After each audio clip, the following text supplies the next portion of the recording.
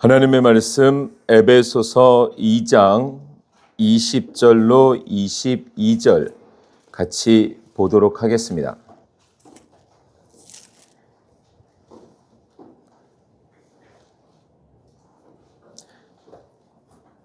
신약 377쪽입니다. 세번역 성경 377쪽 에베소서 2장 20절로 22절입니다. 자, 그러면 제가 20절 읽고 여러분들이 21절 읽고 22절 합독하도록 하겠습니다. 여러분은 사도들과 예언자들이 놓은 기초 위에 세워진 건물이며 그리스도 예수가 그 모퉁이 돌이 되십니다. 그리스도 안에서 건물 전체가 서로 연결되어서 주님 안에서 자라서 성전이 됩니다. 그리스도 안에서 여러분도 함께 세워져서 하나님이 성령으로 거하실 처소가 됩니다. 아멘. 본향을 향한 한 몸, 살아있는 하나님의 말씀으로 움직이며 아멘. 움직이며 선교하는 교회. 네, 본향 그 교회입니다. 자, 하나님의 나라 시리즈를 하고 있습니다. 잘 기억하고 계시나요? 잘 적용하고 계신지요?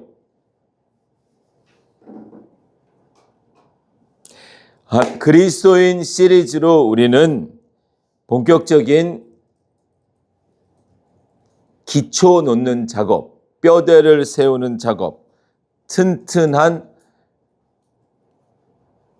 신앙의 틀을 만드는 작업을 하고 있습니다.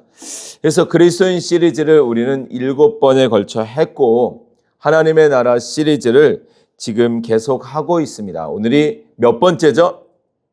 6번째. 네, 6번째입니다. 네, 빨리빨리 대답 안 해주시면 집에 갈 때 돌아가는 수가 있습니다.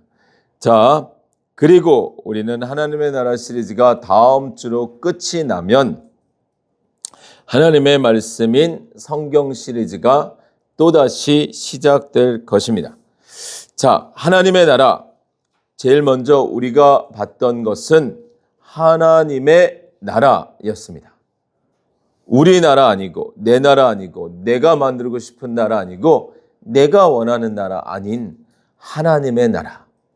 그 나라, 그 하나님의 나라. 그래서 우리는 하나님이 어떤 분이신지를 성경적으로 살펴보았습니다. 하나님을 알아야 그분의 원하심을 알아야 그분의 나라를 들어갈 수 있겠습니다. 두 번째는 그 나라, 그 하나님의 나라, 너무나 가고 싶은 나라, 그 나라 이야기를 했고 세 번째는 그 너무나 가고 싶은 나라, 함께 가고 싶은 나라 이야기를 했습니다. 네 번째는 어떤 걸 했죠? 그 나라는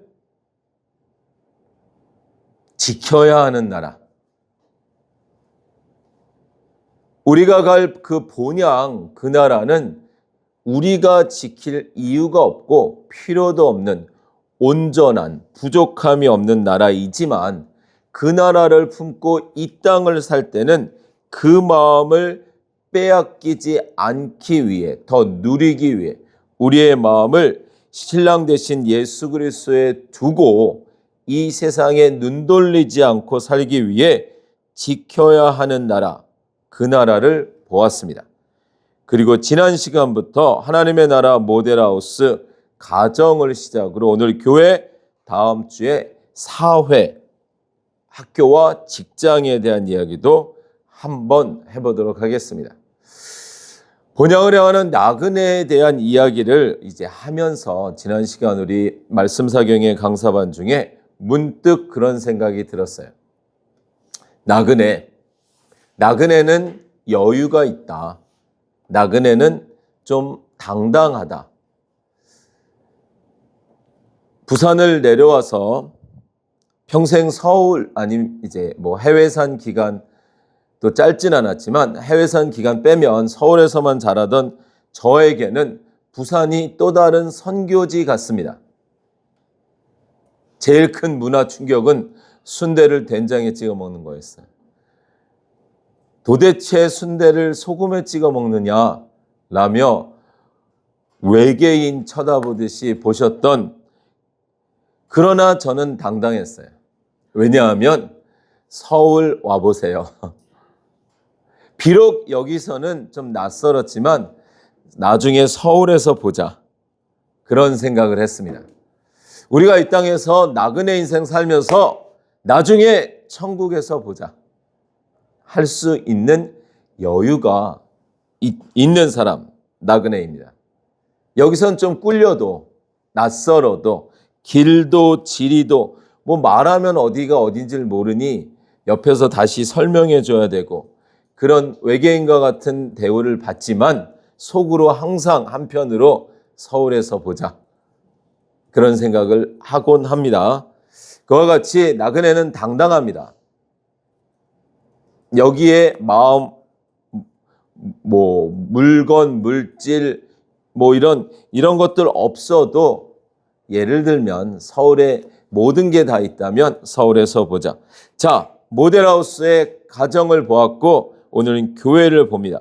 자, 그런데 이제 말씀을 준비하다가 그 시작 전에 그리스도인의 인풋과 아웃풋에 대해서 한번 점검하고 가야 될 필요를 느꼈어요.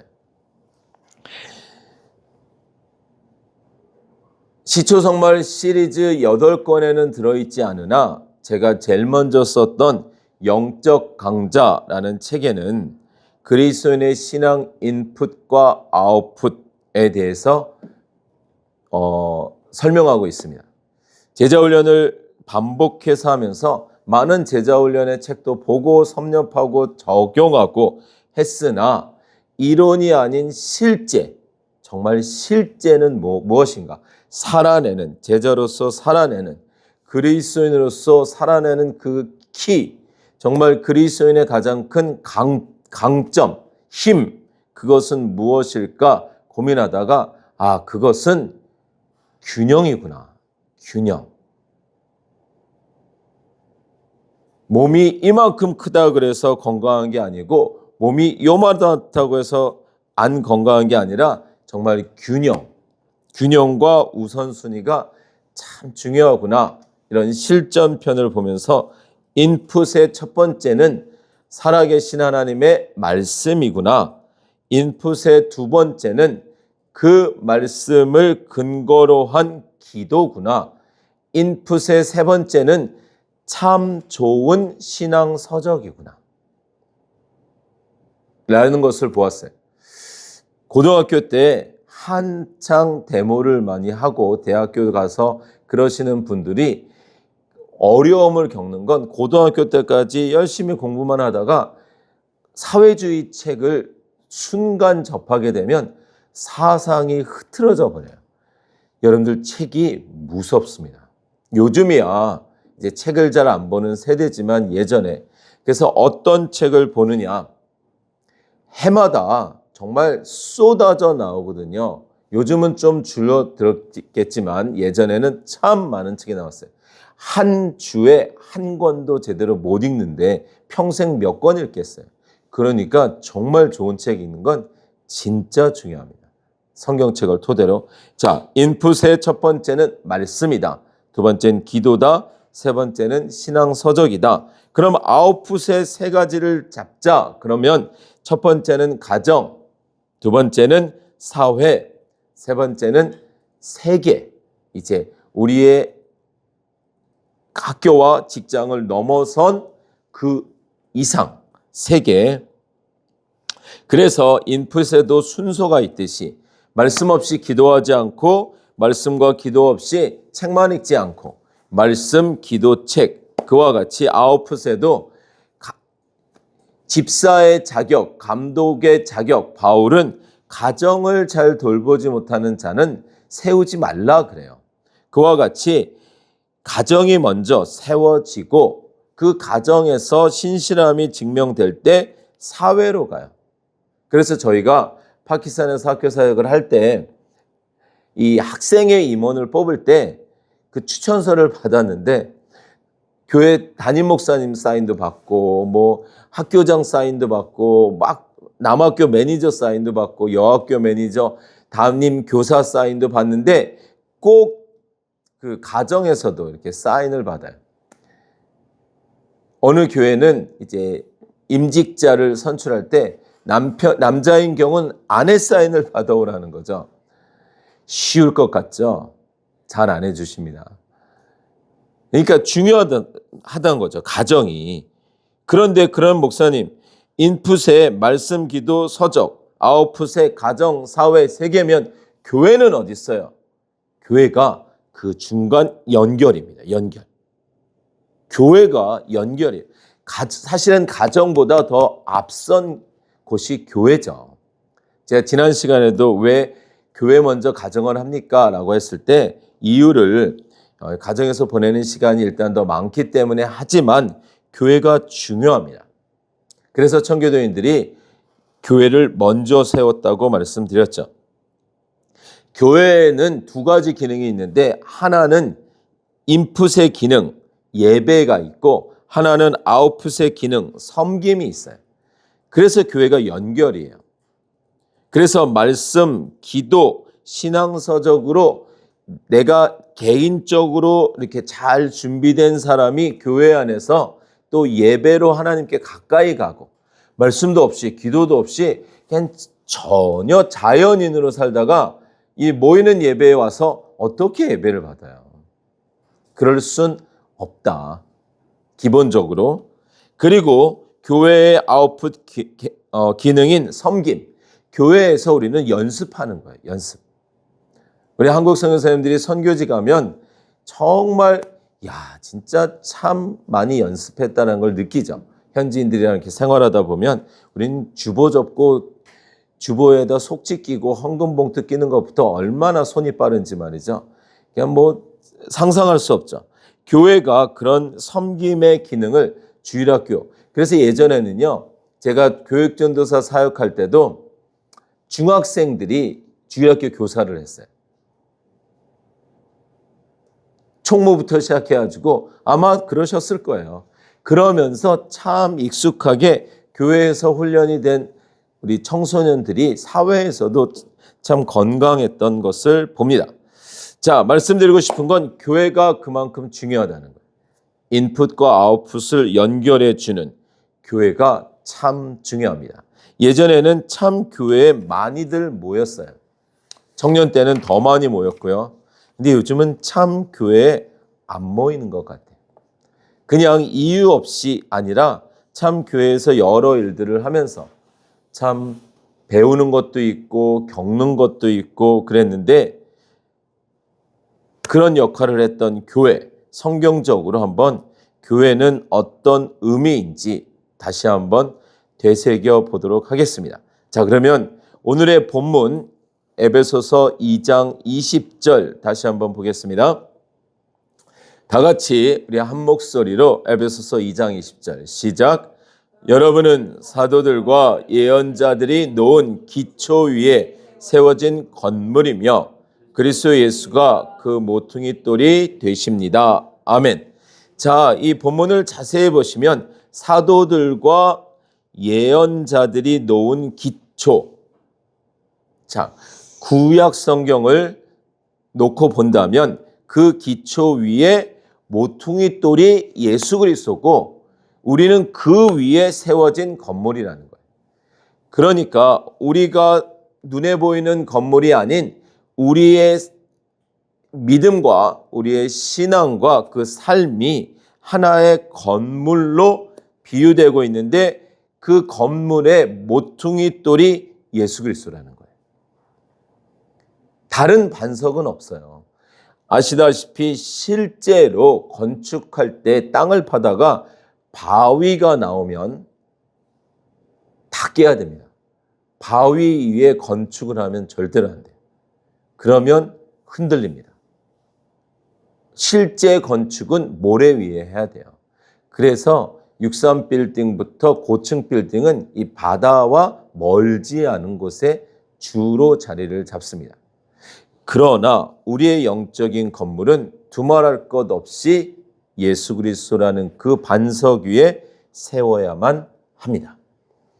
교회, 기억하셔야 됩니다. 첫 출발 모퉁이 돌은 예수 그리스도이다. 자, 두 번째 에베소서 1장 22절로 가겠습니다. 1장 22절, 23절 제가 읽습니다. 하나님께서는 만물을 그리스도 발 아래 굴복시키시고 그분을 만물 위에 교회의 머리로 삼으셨습니다. 아멘. 23절 교회는 그리스도의 몸이요 만물 안에서 만물을 충만케 하시는 분의 충만함입니다. 자, 우리는 뭐라고요? 그리스도의 몸이다. 교회는 그리스도의 몸이다. 그리고 머리는 예수 그리스도라는 거예요. 비유하자면 목사님 손이나 머리나 다 똑같죠. 어디라도 하나 없으면 아프면 그러나 기능적으로 중요한 부분에 있어서 하나의 머리에 모든 몸이 움직인다. 이렇게 표현되죠. 자, 성경은 그리스도인을 교회다라고 이야기를 합니다. 예수 그리스도를 신랑으로 이야기하고 그래서 신부되는 교회다. 그러므로 우리가 바로 그 교회다라는 것이죠. 자, 계속해서 한번 찾아가 보는 거예요.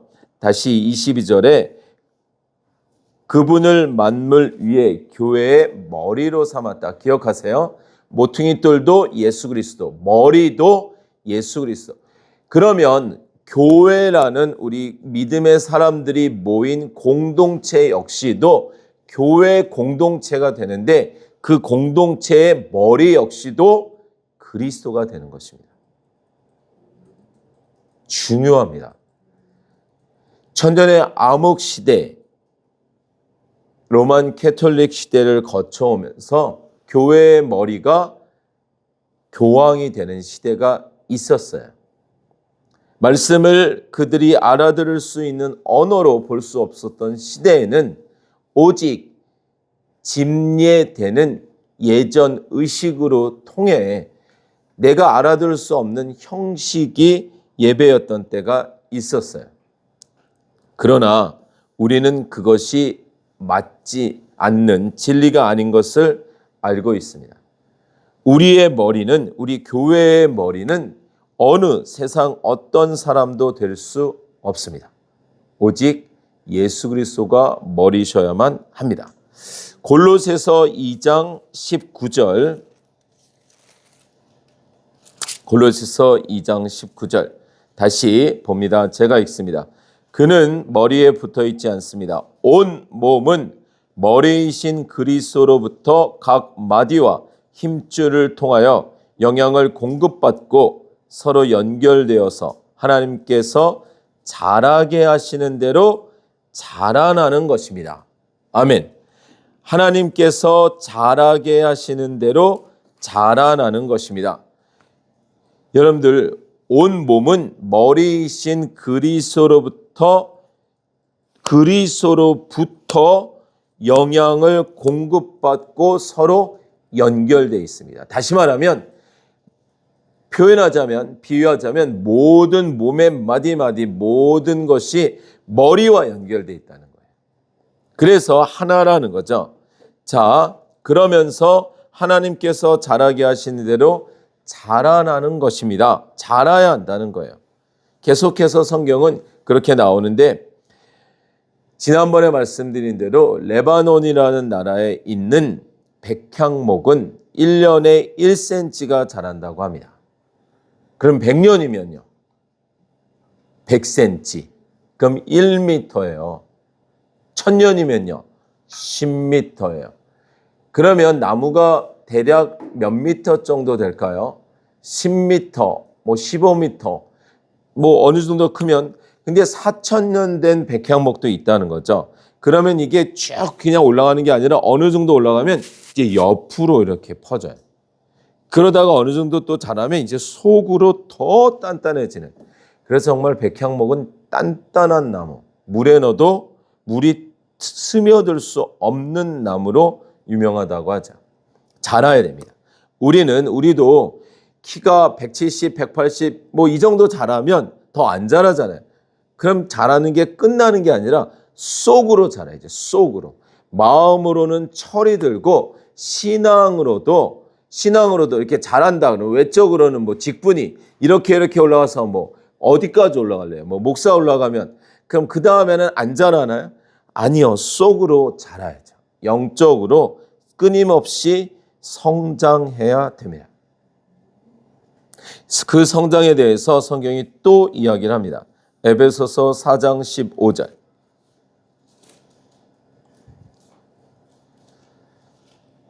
기억나시죠? 우리 성장에 대해서 했을 때 봤던 구절인데 에베소서 4장 15절, 뭐 13절부터 한번 볼까요? 그리하여 우리 모두가 하나님의 아들을 믿는 일, 아는 일에 하나가 되고 온전한 사람이 되어서 그리스도의 충만하심에 경지에까지 다다르게 됩니다. 우리는 이 이상 더 어린아이로 있어서는 안 됩니다. 우리는 인간의 속임수나 간교한 술수에 빠져서 온갖 교훈의 풍조에 흔들리거나 이리저리 밀려다니지 말아야 합니다.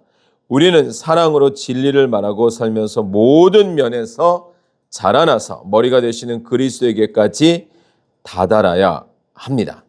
온몸은 머리이신 그리스도께 속해 있으며, 다시 나오죠.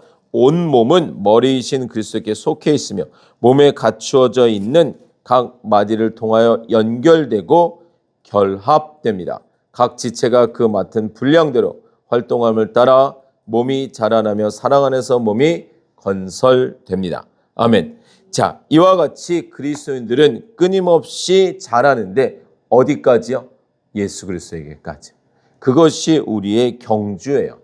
예수 그리스도가 되기 위해서가 아니라 예수 그리스도를 따라가는 자들이 그리스도인이기 때문에 그렇습니다. 자, 그리스도에게까지 다다라야 합니다. 그리스도가 하신 사랑과 같이 우리도 사랑하고 그리스도가 하신 용서와 같이 우리도 용서하고 그런 정진, 그런 최선이 구원받은 우리에게 나와야 되는 것이 맞다라는 것입니다. 자, 그러면 다시 말씀드려서 지금 교회다 하고 있는데 그 교회는 바로 신부 되신 우리들, 신부되는 우리가 바로 그 교회다라는 것이죠. 그래서 성경은 그 성령이 내주하시는 성전으로 우리를 비유하고 있습니다. 고린도전서 3장 16절. 자, 고린도전서 3장 16절입니다.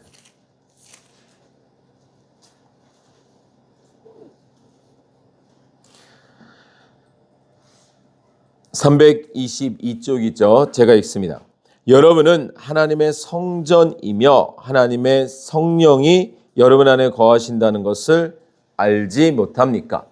우리가 아는 대로 눈에 보이는 성전은 없어요. 방주로 시작된 성막, 솔로몬의 성전.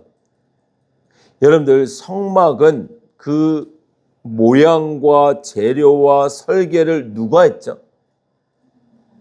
하나님이 하셨죠. 그러면 솔로몬의 성전은 그 모양과 재료와 설계를 누가 했죠?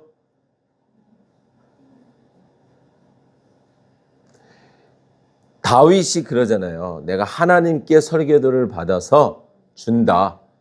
그래요. 하나님이 하셨어요. 그리고 수르바벨 성전을 지나왔는데 그 성전은 지금 다 없어요. 눈에 보이는 건물이나 외형이 아닌 그 안에 담긴 의미였다라는 거예요. 그러므로 그 성전 대신, 자, 사도 바울이 진짜 성전은 여러분입니다 라고 말하는 거예요. 왜요? 다시요, 16절. 여러분은 하나님의 성전이며 하나님의 성령이 여러분 안에 거하신다는 것을 알지 못합니까? 성령이 거하시는 곳이 진짜 성전이다. 그래서 기억나세요? 아니, 한번 볼까요? 자, 여기 손갈피 하시고 출애굽기 40장. 그래서 구약 성경에 이런 표현들이 있는 거예요. 이런 걸 아셔야 그렇구나가 되거든요.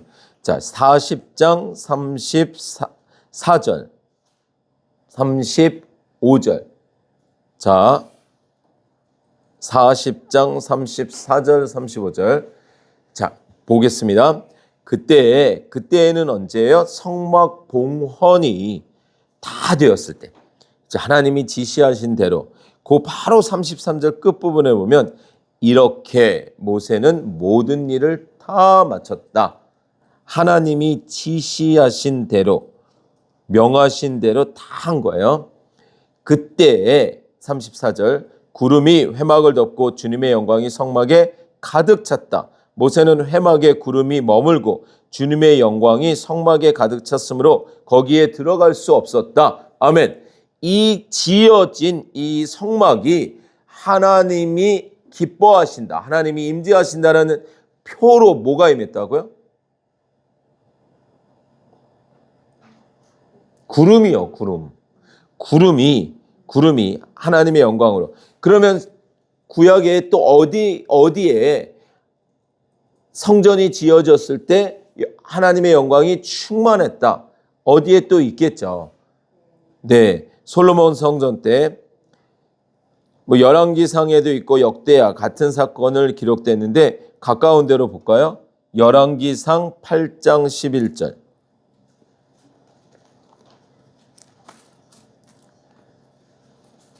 열왕기상 8장 11절.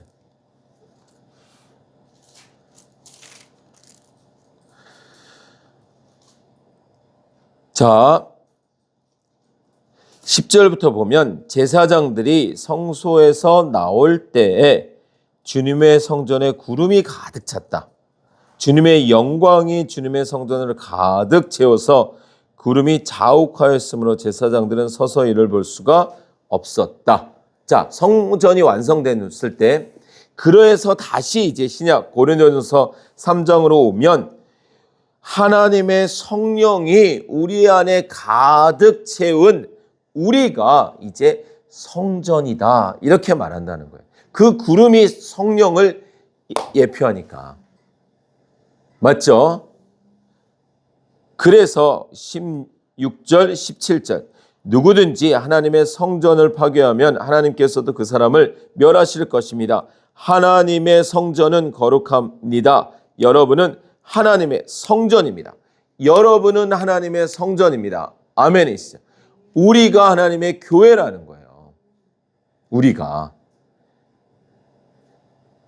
한때 우리는 교회를 이 건물로 이렇게 그렇게 아니라고 생각하면서도 그렇게 여기던 때가 있었어요. 그래서 정말 성전 건축에 힘쓰던 때가 있었어요.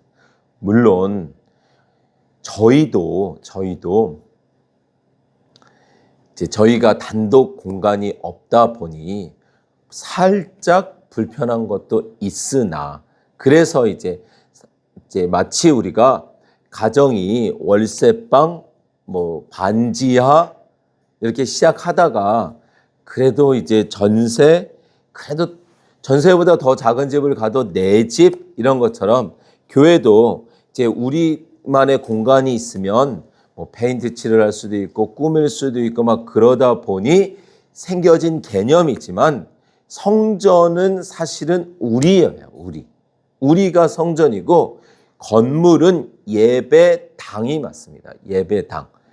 모여서 예배를 드리는 곳. 근데 언젠가부터 이 성전은 구약을 예로 들자면 성전은 화려하게 지어졌는데 구름이 없는 거예요. 하나님의 임하심이 없는 거예요. 헤롯 성전. 없어요. 헤롯이 왜 성전을 지었어요? 에돔 출신으로 유대 종교 지도자들이 자꾸 터부시하니까 나도 종교에 열심히 있음을 보여줄 테니 날 좀 지지해달라. 이래서 아주 그냥 웅장하게 크게 지은 그 성전에 그리고 그 성전에서 뭐 했어요? 유대인들이. 절기에 장사했잖아요. 장사. 그래서 예수님이 노끈으로 채찍을 만드셔서 뭐라고 외치셨어요? 내 집은 만민이 기도하는 곳이다. 건물은 있는데 그 건물에서 드려져야 될 예배가 온전히 드려지지 않고 형식이 남고 장사하는 사람들이 범람하니 탄식하시면서 그 성전을 청소하신 게 아니라 그 성전을 허물어라 라고 말씀하셨잖아요. 내가 3일 만에 지어주겠다 하셨잖아요. 그러니까 정말 예배당, 교회라는 개념을 우리가 잘 가지지 않으면 우리 교회 예쁘다 이걸로 갈 수 있지만, 아니 예쁜 게 좋죠. 교회 예쁘고 하면 좋으나 여러분들도 이제 이렇게 해외를 다녀보시면, 저는 저 유럽 쪽 저쪽으로는 안 가봤으나 이제 불가리아, 뭐 그리스 쪽까지 가봤는데 그 이태리풍 그 고전적인 건물이요 얼마나 웅장해요. 근데 지금은 그 건물이 술집이 되기도 하고, 건물이 인쇄소가 되기도 하고, 건물이 이슬람 사원이 되기도 하고, 건물이 그냥 관광지가 되기도 했어요. 그 화려하고 웅장하게 지어진 건물이, 그런 기독교 역사가 있는데 언젠가부터 한국 교회가 이렇게 건물 짓는 데 열심을 냈어요. 조금 있으면 그 전철을 밟을 수밖에 없을 텐데 말이죠. 우리는 지어야 합니다. 교회를. 어디에? 우리 마음 안에 하나님의 성전을 지어야 합니다. 보이는 건물은 빌려도 돼요. 이렇게 우리 단독 공간 없어도 돼요.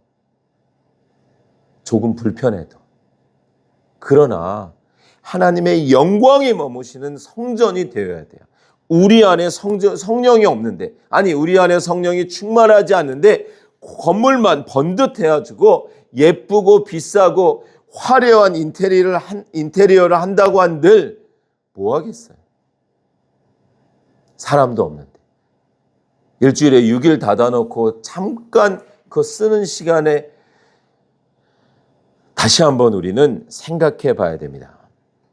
하나님의 영광이 머무시는 곳이, 그래서 하나님이 그러시잖아요. 다윗이 성전을 짓겠다 그랬을 때 내가 언제 성막에 있을 때 불편하다고 하디?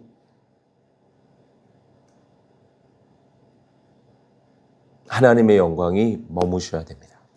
우리의 삶 가운데 아무리 교회에 올 때 화려하고 예쁘고 비싼 걸 입고 와도 삶의 예배, 흩어져서 드리는 예배에 하나님과 동행하지 않았는데 어쩌시겠어요. 정말로 우리가 정말 심각하게. 그래서 제가 기억하기로는 In His Steps, 예수님이라면 어떻게 하실까로 번역됐던 그 책에서는 주인공이 이제 타 주방으로 출장을 가서 교회를 찾다가 정말 이제 찬양이 울려 펴지는 교회를 들어가려고 했는데 거절당한 거예요. 당신은 못 들어온다고. 그래서 그 앞에서 힘겨워하면서 앉아 있는데 옆에 누가 있더래요. 그래서 물어봤더니 이렇게 말을 걸었는데 그분이 예수님이셨다는 거죠. 나도 못 들어갔어. 뭐 그 스토리에서는. 그러니까 여러분들 우리가 정말 그렇다고 건물을 짓는 게 나쁘지 않습니다. 중요한 건 그 건물 안에 하나님의 성령이 충만한 하나님의 사람들이 채워져야 된다는 것입니다. 그러기 위해서는 우리 안에 성령이 충만해야만 합니다. 다시 고린도전서 3장 16절 17절, 여러분은 하나님의 성전입니다. 여러분은 하나님의 성전입니다. 이 한 주에 우리가 되새기고 그래 내가 하나님의 성전이지. 내가 하나님의 성전이지. 고린도전서 6장 19절로 가겠습니다. 6장 19절. 326쪽이죠. 여러분의 몸은 여러분 안에 계신 성령의 성전이라는 것을 알지 못합니까? 여러분은 성령을 하나님께로부터 받아서 모시고 있습니다. 여러분은 여러분 자신의 것이 아닙니다. 여러분은 여러분의 자신의 것이 아닙니다. 여러분은 하나님께서 값을 치르고 사들인 사람입니다. 그러므로 여러분의 몸으로 하나님을 영화롭게 하십시오. 어떻게 영화롭게 해요? 우리의 삶 가운데 하나님으로 기뻐하고요. 우리 자녀를 키울 때 부모가 언제 아이들로부터 영화로워지죠? 언제 아이들로부터 기쁨을 갖죠? 그 아이가 엄마 아빠로 기뻐할 때, 순종할 때, 엄마 아빠를 인정할 때 말이죠. 오늘의 본문 아까 에베소서 2장 20절 한 절 봤는데 이제 21절 볼 차례입니다. 21절. 자, 21절 제가 읽습니다. 그리스도 안에서 에베소서 2장 21절 그리스도 안에서 건물 전체가 서로 연결되어서 주님 안에서 자라서 성전이 됩니다. 그리스도 안에서 여러분도 함께 세워져서 하나님이 성령으로 거하실 처소가 됩니다. 아멘. 이렇게 성경은 같은 말을 하고 있습니다. 성령이 거하시는 성전, 하나님이 성령으로 거하실 처소. 누가요? 우리가요. 그래서 교회는, 그러니까 사도 바울은 그의 서신에서 교회와 그리스도인을 혼용해서 써요. 제가 한번 읽어드릴게요. 로마서 16장 16절에 보면 거룩한 입맞춤으로 서로 문안하십시오. 그리스도의 모든 교회가 여러분에게 문안합니다. 건물이 문안할까요? 아니죠. 그 건물 안에 있는 진정한 교회, 그리스도인, 성도들이 문안한다를 교회가 문안한다. 고린도후서 11장 28절 그 밖의 것은 제쳐놓고서라도 모든 교회를 염려하는 염려가 날마다 내 마음을 누르고 있습니다. 날마다 내 마음을 누르고 있습니다. 모든 교회를 염려하는, 건물을 염려했을까요? 아니죠. 그 안에 있는 성도들 말이죠. 아마 그때는 제대로 된 건물도 없었을 거예요. 빌립보서를 썼을 빌립보, 바울이 아시아로 복음을 전하러 가고 싶었으나 성령이 막음으로 인해서 마게도냐 환상을 통해서 유럽의 첫 성 빌립보로 간단 말이죠. 빌립보로 가서 그러니까 완전 황무지죠. 거기에서 누구를 만나요? 빌립보에서 자주장사 루디아를 만나죠. 옷감 장사예요. 옷감 장사. 그때 당시 자주색 옷감 엄청난 고가였다는 거죠. 그래서 루디아가 꽤 여력이 있는 사람이었는데 어디를 교회로 오픈하죠? 자기의 집을. 그래서 루디아의 집이 첫 교회가 돼요. 그러니까 제대로 된 건물이 없었을 거예요.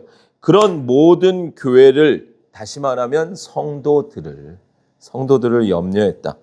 성경 곳곳에 이런 건물, 그러니까 유형이 아니니까 사람이 아닌 건물을 마치 사람처럼 의인화하기도 하죠. 자, 그래서 교회는 결국 성령 충만한 우리들이 되어야만 합니다. 비록 우리가 간 곳이 선교지가 건물도 없고 나무 밑에서 예배를 드려도 우리는 교회가 되고 광야에서 정말 그냥 돌 위에 앉아서 하나님을 찬양해도 그곳은 교회가 되고 배 위에서 정말 그 물 위에 둥둥 떠서 드리는 예배도 교회가 될 수 있습니다. 화려하지 않아도 물론 예배 드리는 곳이니 더 깨끗하게 청소하고자 하는 마음, 더 뭔가 단정하게 하고 싶은 마음, 가능하면 좀 더 반듯하게 짓고 싶은 마음 좋습니다. 그러나 그것이 성령의 내주하심보다 앞설 수 없다는 거예요. 많은 수고와 봉사는 하나 분쟁과 다툼이 끊이지 않는다. 그러면 역시나 하나를 얻고 10개를 잃어버리는 거죠. 여러분들 가정을 친구와 다르게 가정을 무슨 공동체라 그러죠? 무슨 관계라 그래요? 가족을 혈연 관계라 그러죠. 피는 물보다 진할까요? 네, 진합니다. 피는 물보다 진합니다. 그러면 그리스도인은 무슨 관계일까요? 혈연 관계죠.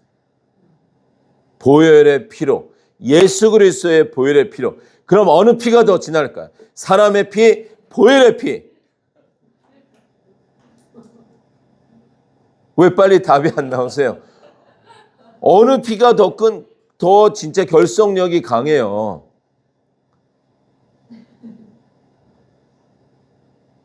아니, 이건 생각할 문제가 아닌데, 보혈이죠, 보혈의 피가. 이건 한번 딱 연결되면 끝나는 거거든요. 순간접착제라서. 자, 마태복음 12장으로 가겠습니다. 마태복음 12장. 지난주에도 말씀 사경의 강사반을 하면서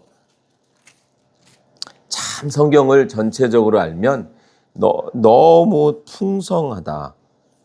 정말 여기로 시작해도 저기가 나오고 저기로 시작해도 여기가 나오고 일로 들어가도 저쪽이 나오고 절로 들어가도 이쪽이 나오고 참 마태복음 12장 46절에서부터 보면 예수께서 아직도 무리에게 말씀하고 계실 때 예수의 어머니와 형제들이 예수와 말을 하겠다고 바깥에 서 있었다. 이들이 생각할 때는 왜 어머니요? 형제들이라고 했어요? 예수 그리스도가 혈연 관계라고 여겼던 거죠. 우리는 알아요. 예수 그리스도는 성령으로 잉태되신 하나님이시라는 걸. 그러나 이제 그들은 그렇게 말을 했어요. 47절 어떤 사람이 예수께 와서 말하였다. 보십시오. 선생님의 어머니와 형제들이 선생님과 말을 하겠다고 밖에 서 있습니다. 당신의 형제들입니다. 가족입니다. 이렇게 말하는 거죠. 그 말을 전해준 사람에게 예수께서 말씀하셨다. 누가 나의 어머니며 누가 나의 형제들이냐. 그러니까 혈연 관계에서 더 무서운 관계로 지금 소개하고 있죠. 그리고 손을 내밀어 제자들을 가리키고서 말씀하셨다. 보아라, 나의 어머니와 나의 형제들이다. 하늘에 계신 내 아버지의 뜻을 따라 사는 사람이 곧 내 형제요, 자매요, 어머니이다. 아멘. 언뜻 들으면 좀 이상한 말이죠. 무슨 말이지? 그러나 믿음 안에서 보면 이 땅에서 제가 늘 이제 말씀드렸던 것처럼 나와 하나님을 제외한 모두는 이웃이다. 좀 가까운 이웃, 좀 먼 이웃, 심지어 이웃 사촌이라는 말도 있잖아요. 진짜 사촌보다도 옆집이 더 가깝다. 그러니까 가족이라는 개념을 그냥 그러니까 한 집에서 사느냐, 집 안에서 사느냐, 집 밖에 있느냐. 내가 아는 사람이 우리 집 안에 있느냐, 밖에 있느냐. 안에 있으면 가족, 밖에 있으면 이웃, 친척, 친구. 한 방에 있으면 남편, 아내, 뭐 이런 거죠. 그러니까 결국은 다 남이라는 거죠. 남. 그런데 하나님 안에서 그리스도 안에서 얽혀진 진짜 가족이 있다는 거죠. 바로 교회입니다. 교회 공동체. 예수 그리스도를 머리로 두고 예수 그리스도를 모퉁이로 두고 세워진 교회 공동체. 더 가깝다라는 거죠. 물론 가족이 다 교회 공동체일 수도 있죠. 보혈의 관계로 묶여 있다면 가족이며 영적 가족이 되죠.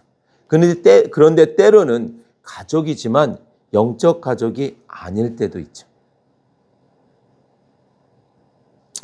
그래서 하늘에 계신 내 아버지의 뜻을 따라 사는 사람이 바로 교회 공동체입니다.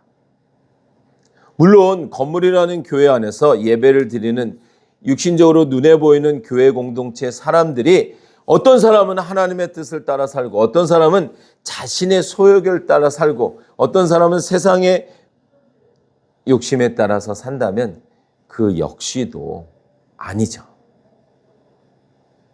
정말 서로 하나님의 뜻을 쫓는 고분분투가 있어야 될 것입니다. 그러고 보니 딱 이제 어떤 구절이 떠오르지 않으세요? 하나님의 뜻을 따라서 사는 자들, 하나님의 뜻을 따라서 행해야 되는 것, 하나님의 뜻을 따라서 행했던 자들, 어떤 구절이 딱 오지 않으세요? 그래도 우리 본향 그 교회 성도들 수준이라면 마태복음 7장 주여 주여 우리가 주님의 이름으로 예언도 하고 주님의 이름으로 귀신도 쫓아내고 막 이랬던 사람들이 있었잖아요. 마태복음 7장 21절 그때 주님이 뭐라 하셨어요? 나더러 주님 주님 하는 사람이라고 해서 다 하늘나라에 들어가는 것이 아니다. 하늘에 계신 내 아버지의 뜻을 행하는 사람이라에 들어간다. 그러니까 함께 예배는 드려요. 함께 섬기기도 해요. 봉사도 해요. 예를 들자면 단기 선교도 가요. 그런다고 다 교회 공동체가 아니다. 하늘에 계신 내 아버지의 뜻을 행하는 사람. 아까는 가족이 아니야. 진짜 가족은 하나님의 뜻을 행하는 사람이야. 그랬는데 지금은 더 무섭죠. 주님 주님 하는데도 말이죠.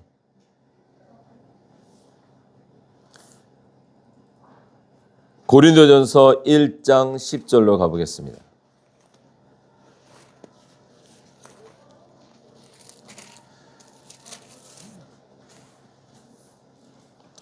고린도 교회에게 바울이 단호하게 다툼도 많고 분쟁도 많고 시시비비 참 어려움이 많았던 고린도 교회에게 10절 그런데 형제자매 여러분 나는 우리 주 예수 그리스도의 이름으로 여러분에게 권면합니다.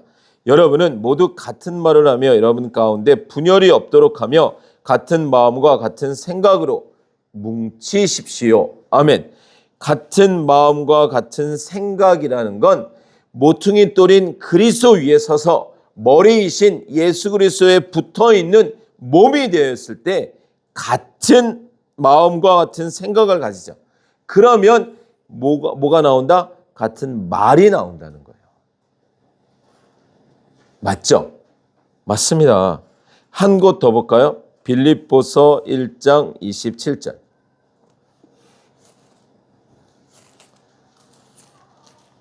빌립보서 1장 27절. 역시나 빌립보 교회, 아까 말씀드린 빌립보 교회를 향한 바울의 권면이에요. 27절. 여러분은 오로지 그리스도의 복음에 합당하게 생활하십시오. 그리하여 내가 가서 여러분을 만나든지 떠나 있든지 여러분이 한 정신으로 굳게 서서 한 마음으로 아까는 뭐라 그랬어요?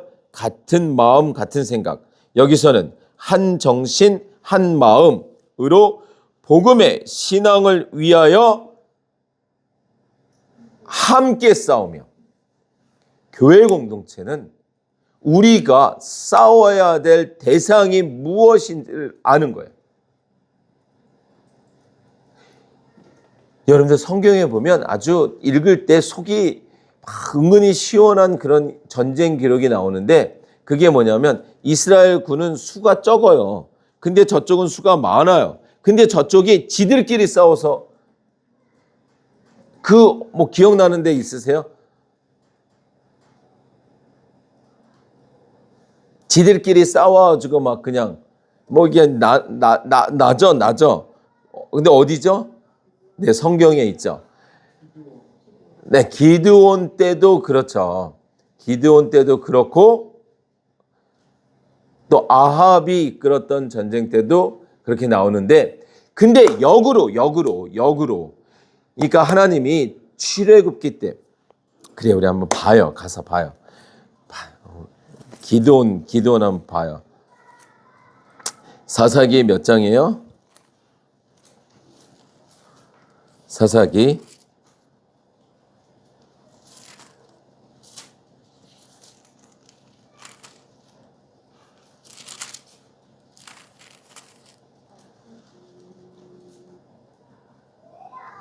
7장 22절입니다.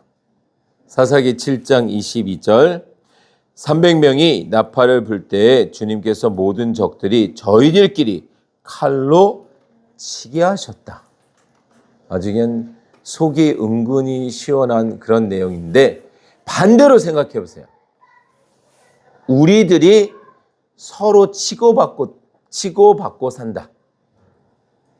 교회가 그럴 수 없다라는 거예요. 한 머리이기 때문에.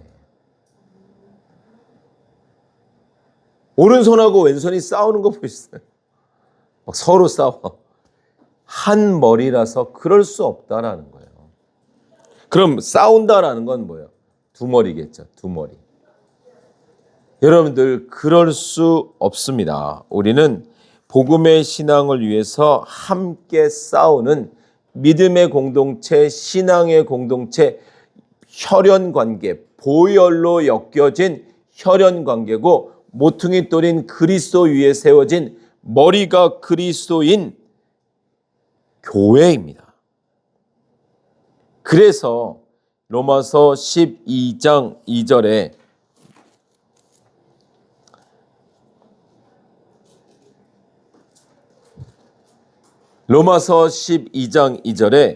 여러분은 이 시대의 풍조를 본받지 말고 마음을 새롭게 함으로 변화를 받아서 하나님의 선하시고 기뻐하시고 완전하신 뜻이 무엇인지를 분별하도록 하십시오. 하나님의 뜻을 분별하도록 하십시오. 하나님의 뜻을, 그러기 위해서 우리는 하나님의 말씀을 먹어야 되는 거예요.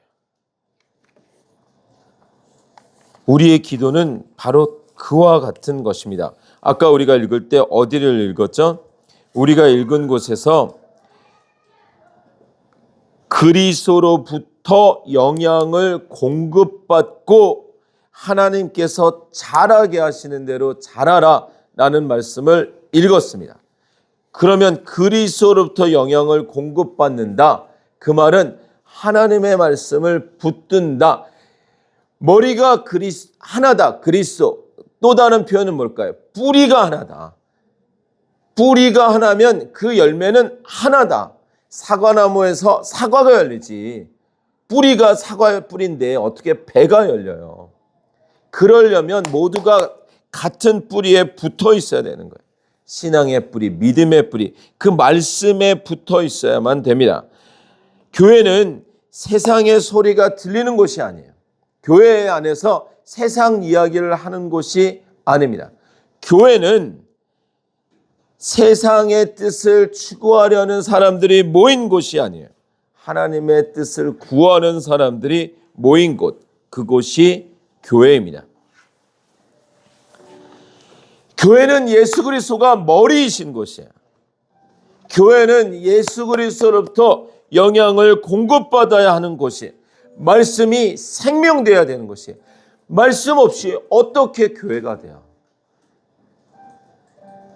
말씀 없이 교회가 될 수가 없습니다. 말씀 없이 우리가 어떻게 성전으로 자라가요? 먹지를 않는데. 그거는 불가능함입니다.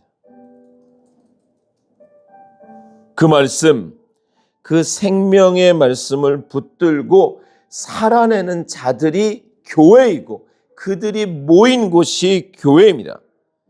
교회는 기도 소리가 끊이지 않아야 됩니다.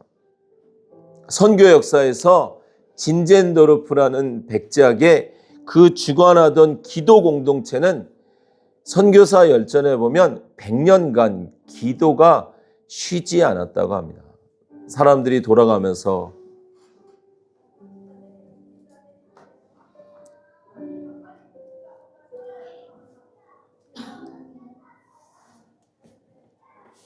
교회는 기도가 쉬지 않아야 됩니다. 교회는 찬양이 끊이지 않아야 됩니다.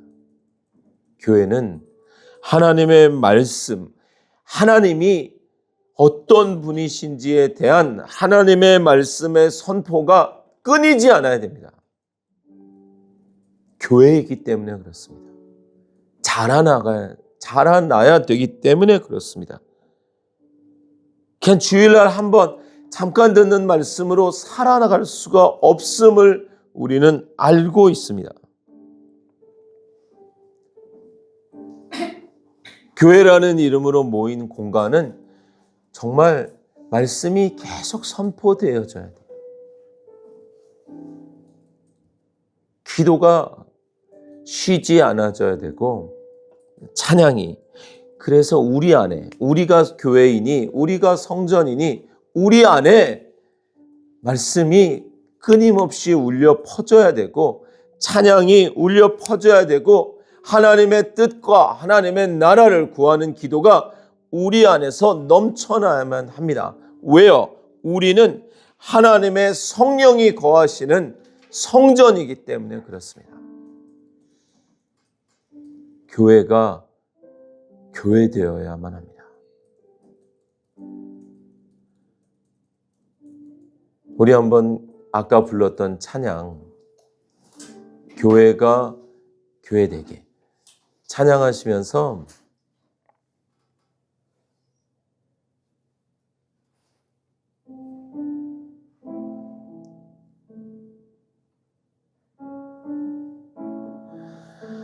내 안에는 하나님의 말씀이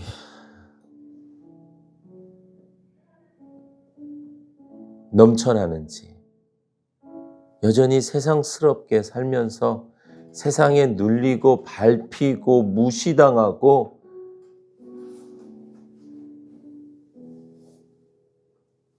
내가 감당할 수 없는 내일이라는 삶의 무게 속에서 그렇게 밟히고 있지는 않는지 우리 생각하며 우리 한번 같이 찬양하겠습니다.